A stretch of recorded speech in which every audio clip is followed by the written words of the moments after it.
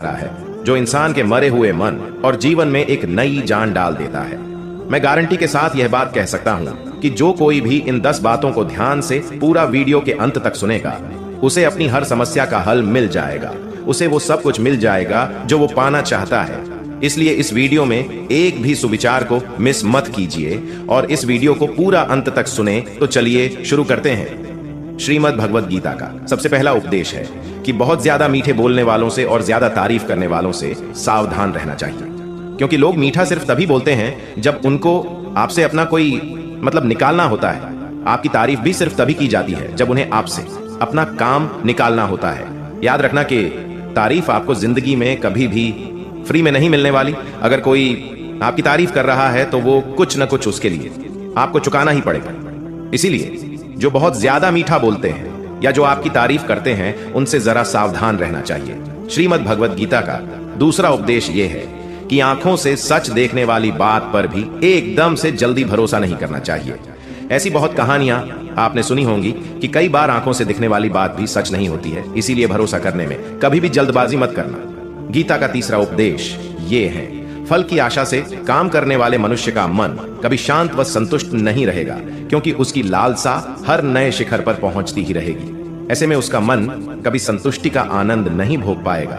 जो व्यक्ति फल की अभिलाषा हेतु काम करता है, फिर जब उसे उम्मीदों के अनुसार फल प्राप्ति नहीं हो पाती है तो वो निराश और दुखी हो जाता है। भगवान श्री कृष्ण अर्जुन से कहते हैं कि तुम स्वयं को मुझ में समर्पित कर दो, ईश्वर पर भरोसा रखो और निस्वार्थ, निश्चल, निष्पाप और निष्पक्ष होकर बिना फल की अभिलाषा के कर्म करते जाओ। तुम्हारा जीवन सुख और संतुष्टि से भर जाएगा। देखना, दुख कभी तुम्हें छू नहीं पाएगा और मोक्ष की प्राप्ति हो जाएगी। बार बार जन्म लेने वाली अनंत इच्छाएं मनुष्य को अपनी इंद्रियों का गुलाम बना देती है। जब हम दूसरों की चुगली करते हैं तो हमें उसके भाग्य में मिलने वाले दुखों और कष्टों को भी भोगना पड़ जाता है। किसी के प्रति बुरी भावना रखना, बुरा सोचना, ईर्ष्या करना, बुरा बोलना, अपने धर्म और कर्तव्य का पालन न करने वाले कभी मोक्ष प्राप्त नहीं कर सकते। कर्म अच्छा हुआ तो फल अवश्य मिलेगा और कर्म बुरा हुआ तो दंड भी अवश्य मिलेगा। मैं भूत का, वर्तमान और भविष्य में होने वाली प्रत्येक घटना के हर परिणाम को देख सकता हूँ। इसलिए परिणाम की चिंता छोड़कर अपने कर्म को निरंतर करते रहो। कर्म अच्छा हो या बुरा, वे तब तक पीछा नहीं छोड़ते जब तक वो कर्म करने वाले को फल की प्राप्ति नहीं हो जाती है, यानी जब तक कर्म करने वाला अपने कर्म के परिणामों को पूर्ण रूप से भोगना न ले। समय से पहले और भाग्य से अधिक कभी कुछ उसको नहीं मिल पाता।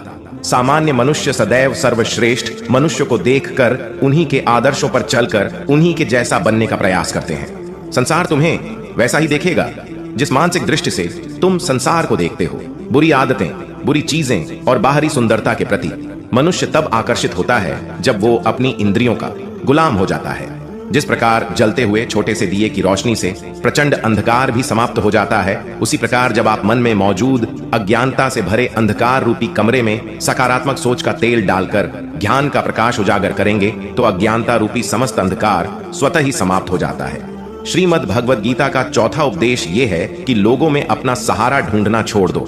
सबसे बड़ी आपके मन की यही कमजोरी होती है कि आप दूसरों में सहारा ढूंढते हैं और यही चीज आपको कमजोर बनाती है।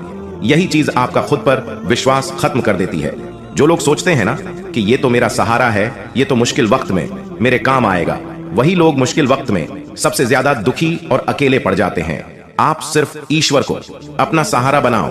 देखना, जब भी कोई मुश्किल आएगी ना, वो किसी न किसी को आपकी मदद के लिए भेज ही देंगे। दुनिया को सहारा मत बनाओ। जो खुद अपने लिए सहारा ढूंढ रहे हैं वो आपका सहारा कैसे बनेंगे? इसलिए अपना सहारा दुनिया को नहीं, ईश्वर को बनाना चाहिए। गीता की 5वां उपदेश ये है कि क्रोध मनुष्य का सर्वनाश कर देता है। क्रोधी इंसान का कोई मित्र ही नहीं होता, हर इंसान उससे दूर भागता है, उसके सारे रिश्ते समाप्त हो जाते हैं। जो इंसान अपने क्रोध को नहीं संभाल सकता वो जिंदगी में कुछ भी संभाल नहीं सकता। श्रीमद् भगवद गीता का 6ठा उपदेश ये है कि ईश्वर पर भरोसा रखकर दिल से उन्हें याद करोगे तो वो अवश्य ही किसी न किसी रूप में आकर आपकी मदद जरूर करेंगे। ईश्वर आपकी सुनता है या नहीं, ये आपकी श्रद्धा, विश्वास और आस्था पर निर्भर करता है। किसी का भला करके कभी एहसान न जताएं, अन्यथा वह कर्म शून्य के समान हो जाता है और मिलने वाला यश बेकार हो जाता है। ये सोच के कभी अभिमान नहीं करना चाहिए कि हमने तो कितने लोगों या जीवों की मदद की है, क्योंकि करने वाला तो स्वयं ईश्वर ही होते हैं। आप तो मात्र एक जरिया हैं, कठपुतली हैं। क्रोध करना व्यर्थ है। यदि क्रोध में आकर आप प्रतिक्रिया दे रहे हैं तो इसका अर्थ है कि आपको ईश्वर के बनाए कानून यानी कि कर्म पर भरोसा ही नहीं है। मन की शंकाओं को कभी जन्म ना दो। ये शंकाएं मन में गलत फहमियों के पहाड़ बना देती हैं, जिससे जीवन का सुख चैन छिन्न जाता है। यदि कोई आपके साथ बुरा करता है तो कर्म और समय उसका हिसाब खुद ही कर देंगे। उपकार के बजाय परोपकार करें और चिंता की बजाय चिंतन करें। मन को सदैव नियंत्रित करके चले, अन्यथा ये मन आपका सबसे बड़ा शत्रु बनकर आपसे बुरे कर्म करवा सकता है। ज्ञान सदैव बुद्धि से उत्तम व श्रेष्ठ होनी चाहिए, इसलिए ज्ञान अर्जित करते रहे और बांटते रहे ताकि दूसरों का जीवन संवर जाए। एक ही मनुष्य की हमेशा मदद न करें जब तक कि वो स्वयं ही काबिल न हो जाए। जो व्यक्ति फल की आशा हेतु कम करता है वो कर्म से ही बंध कर रह जाता है। कोई भी इंसान जन्म से नहीं बल्कि अपने कर्मों से महान बनता है। दुनिया और लोग वैसे ही नजर आएंगे जैसा तुम देखना चाहोगे। मेरा तेरा छोटा बड़ा अपना पराया मन से मिटा दो, फिर सब तुम्हारा है और तुम सबके हो। फल की अभिलाषा छोड़कर निरंतर कर्म करने वाला मनुष्य ही अपने जीवन को सुखद और संतुष्टिदायक बना पाता है। कोई भी दुख तुम्हें तब तक विचलित नहीं कर सकता जब तक तुम इंद्रियों को अपने वश में रखते हो। शांति उसी को प्राप्त होती है जो मैं और मेरा तथा मैंने किया या मैंने बनाया ऐसी लालसा से बाहर आ जाता है। किसी भी वस्तु, वह जगह या जीव एवं मनुष्य से अत्यधिक लगाव एक दिन दुख का सबसे बड़ा कारण बनता है।